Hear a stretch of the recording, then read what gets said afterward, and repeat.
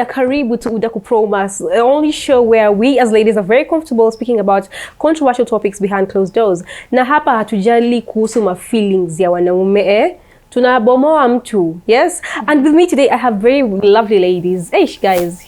And your color coordinating. Hey, ama mlikuwa mmepanga hivyo kukuja hivyo? No, it's a coincidence. Okay. It has to align. Okay, guys, thank you so much for being here. Let me just kindly introduce yourself to all of yours.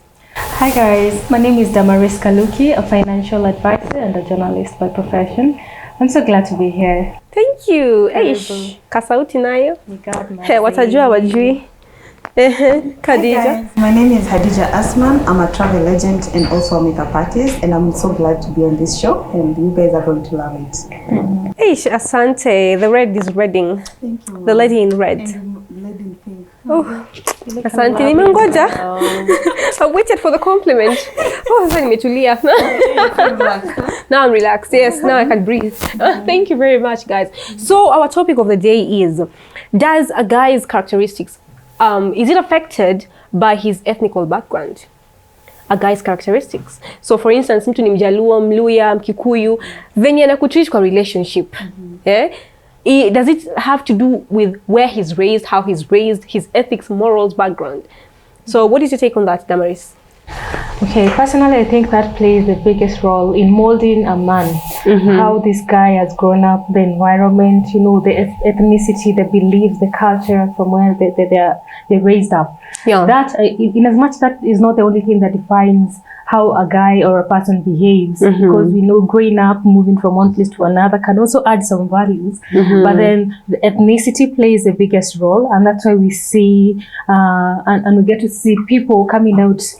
There's a dominant character between guys of a certain culture, like lawyers. You know, they're majorly known for this, behaving some kind of way. Those Kikuyu. I think so. That is the one that really, you know, makes us identify people. So it plays the biggest role. Very true, very true. So for instance, you mentioned the word dominant. So which tribe in particular do you think are more dominant when it comes to classification? I think Luos come out very strongly, proud and arrogant. You see, and pride is the word. Everyone says pride that. Is the word, Yes, very true. What do you think about that, Khadija? I think on adding on her point, it's true. Their background, how they grew up, their tribe has a lot to do with how they behave, mostly in a relationship. Utapata mtu alilelewa na the father maybe alikuwa Mkikuyu ama alikuwa Mluya, and ameona the dad akipiga mama yake. That's bad. So they grow up knowing that mimi kama baba ama mimi kama husband, I'm supposed to beat my wife and misbehave. Is there any tribe in particular that's known for that, for abusing women? Me as a Luya, I would say Luyas. They have I think mostly because I've seen most Luyas, I've experienced them. Unapata wanapigana even in front of kids. Oh my goodness. Yeah, and you see the more they do this in front of kids, even the kids that they're being brought up, they will also continue with what they're doing. Automatically. So automatically it's going to continue. It's like the cycle continues. The cycle continues until the kids inaendelea hivyo. So most Luyas, I feel like they have a problem in that. And Kikuyus, they are mostly known for their stinginess. Look at how she's saying it, like as if she's experienced it, as if it's coming from a deep place, you know? Yeah, personal. I've experienced it. I met two Kikuyu guys. The first one, at least the first one gave me a gift in Form 2. Oh, that was in Form 2. Okay. Yeah. Oh, that's like in Form 2, he gifted me a watch. But after pressure, but at least he showed concern. Actually, it was on my birthday. And nilienda shule nikisikia like, oh wow. But kufika hiyo kutoa pesa, I think for them they'll rather later to investments to grow nayo than kukupia tu pesa, you go and have fun or buy you gifts. So they have a different way of showing their romance. I wouldn't lie, they have a different way. Ama I've heard of a lady saying alipiga simu akaambia bwanake I love you kutoka Kikuyu mom, akamwambia nikuje na nyama. Akamwambia I love Alikuja na nyama. So they don't know how to reciprocate that love. They'd rather do something else. Juni venye tu wamegrow. The story I had, sorry to interrupt you. The story I had about Kikuyu that really like cracked me up is I had a friend, a Kikuyu friend, alikuwa ananiambia the granddad was like a stinking rich guy, so he used to send the grandma to the shops.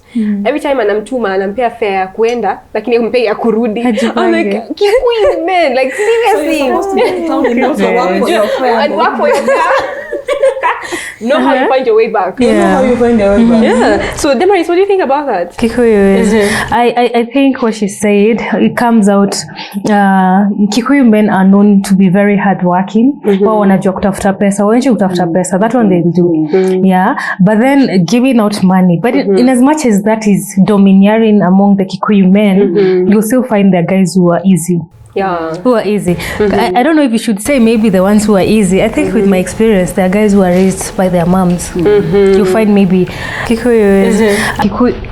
That's my experience. But they're the ones that I've seen. They're romantic. They are easy.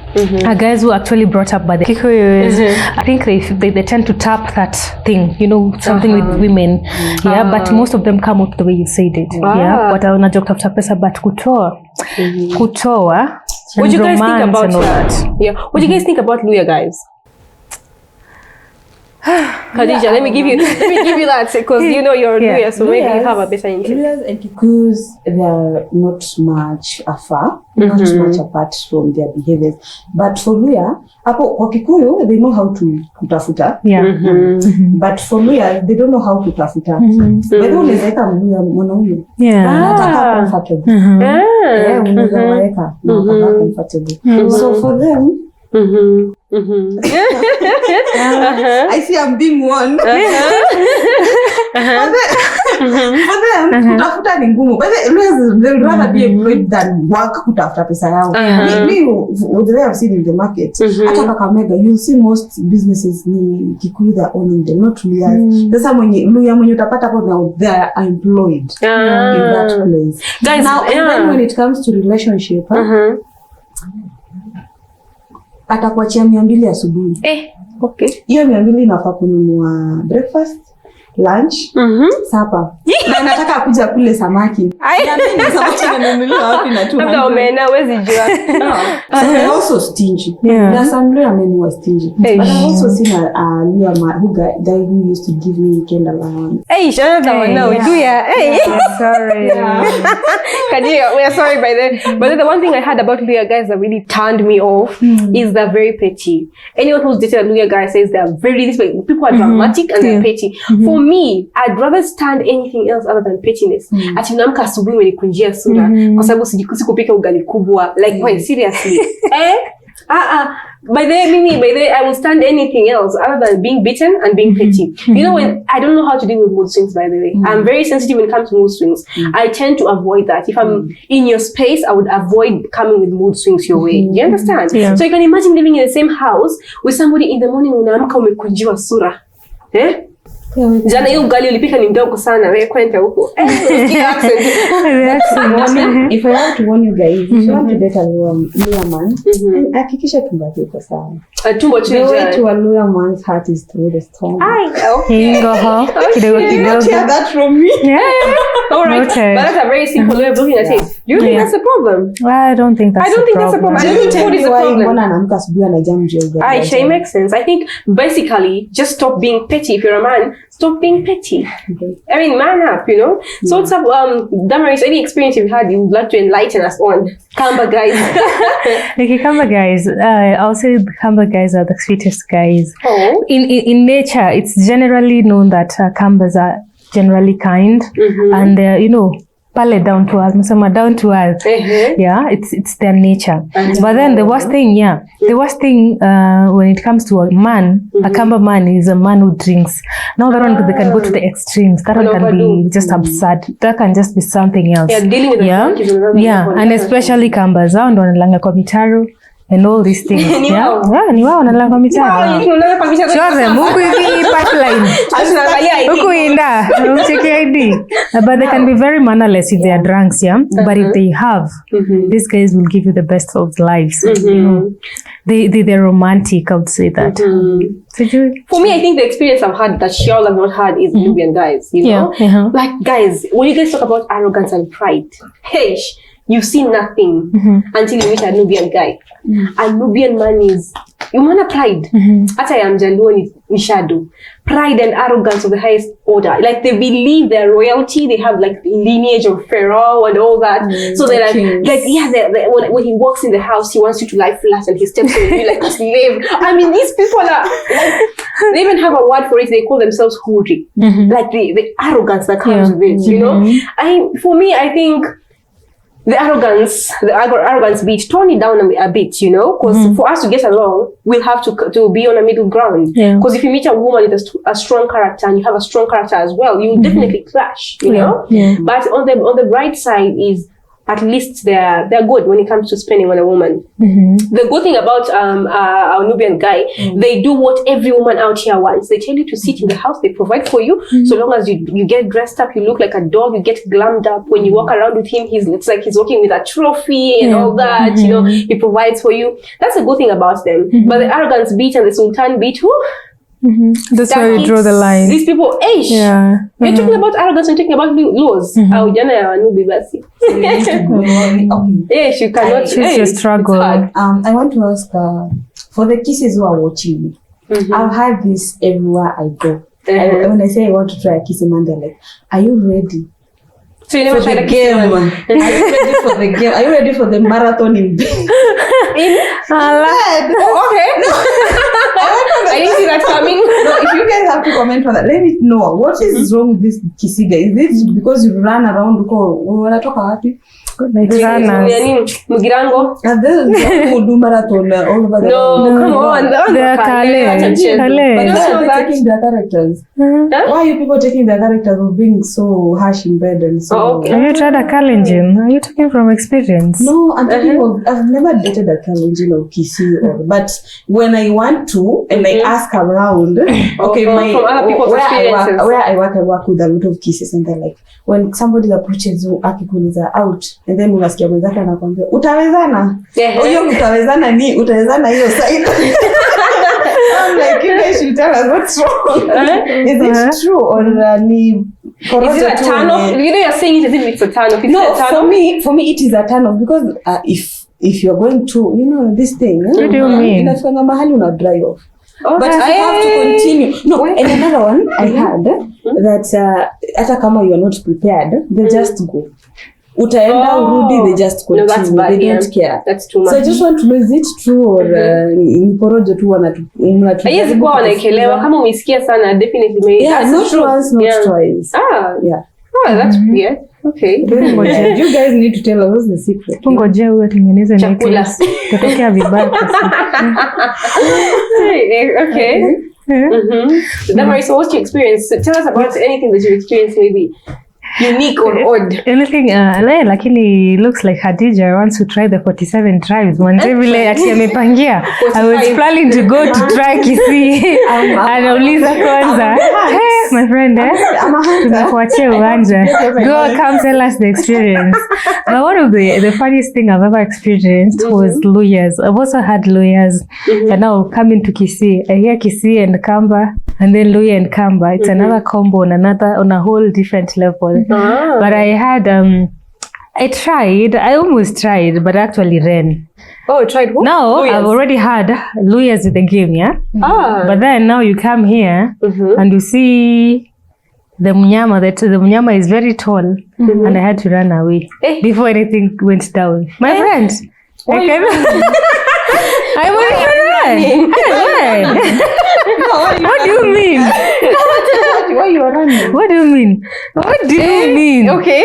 I ran for my life. It seems like you guys are, But you know, kuna ule mwenye I know how to handle.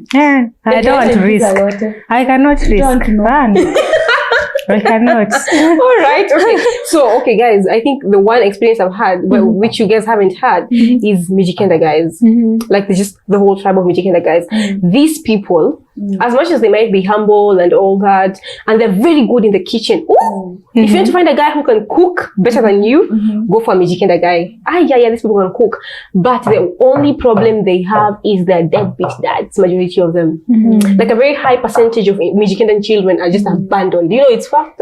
Let me not use the F word. Yeah, I mean, it's what? These people, I think that's a very huge turn off, because the minute you have a baby with someone, no one forced you. You know, take responsibility, I mean, you know? I mean, that's the experience I've had in Mijikenda guys. So what about you, Damaris? Any other? But I'll say about the deadbeat dads, that's across the whole, it's all rounded, yeah? Unless you can say maybe it's on the rise with those Mijikendas. But I feel it's standard, it's everywhere. Lawyers are doing the same, you'd hear lawyers are doing the same. Lawyers here. Do Merus do that? Merus are known for the panga, fights with the panga, panga fights. What they fight with the panga?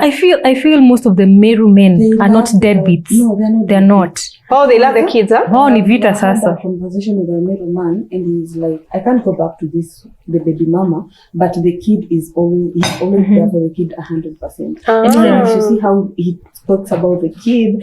Utoka na yeye 1 million akonenwa, I need to go and see my kid, and I come over the weekend. So I feel like the Meru, they are down for their kids. They're so down to act. Oh, for real? At least to a tribe moja yenyewe, they're not deadbeats. So relieving. Huh? Not unless our viewers tell us more. Maybe. Tell us in the comment section, by the way, if you know of any tribe that at least are not deadbeat dads, and can you know? Tell us about your experience. We need to know this as Kenyan women. Tunateseka, man. We need to know who is not a deadbeat dad. Kindly comment in the comment section. Experience. But with that, I feel everybody has their own different experience. If I dated a Kikuyu and is not deadbeat, I'll feel Kikuyus are not deadbeat. If I dated Luo and is not deadbeat, so that can be very, very hard to tell. But honey, we're talking about majority here. Yeah, the majority. We're not just talking about like far-fetched stories. This is something that you see women living. It's an actual reality that you see so many women go through this. You're like, hey man, is there a problem with this particular ethnicity? And that's why we're talking about this topic, because it has to affect your character. True. Even as a woman, I'm sure men have their opinion, but we don't care. I'm sure they have their opinion about women and their character when it comes to ethnic background.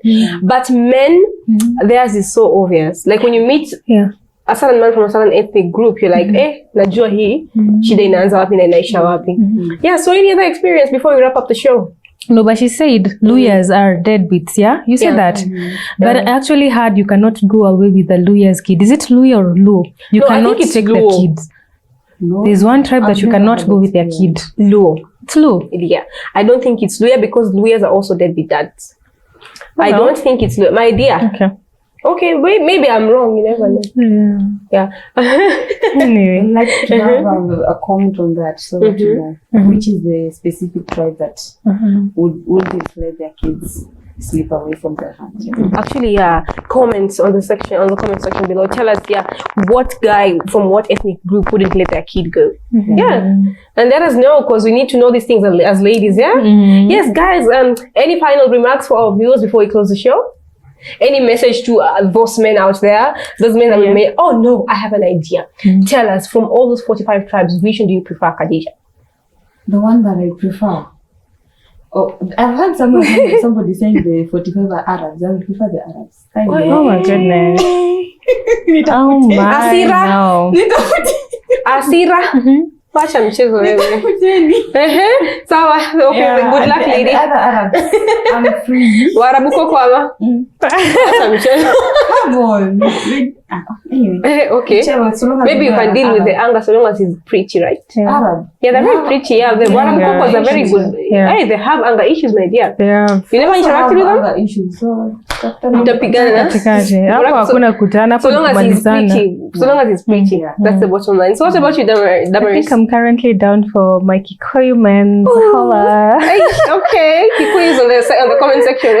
Kikuyu mwagike hapa. Ama weke namba kwa comment section hapo. Weke kwa DM.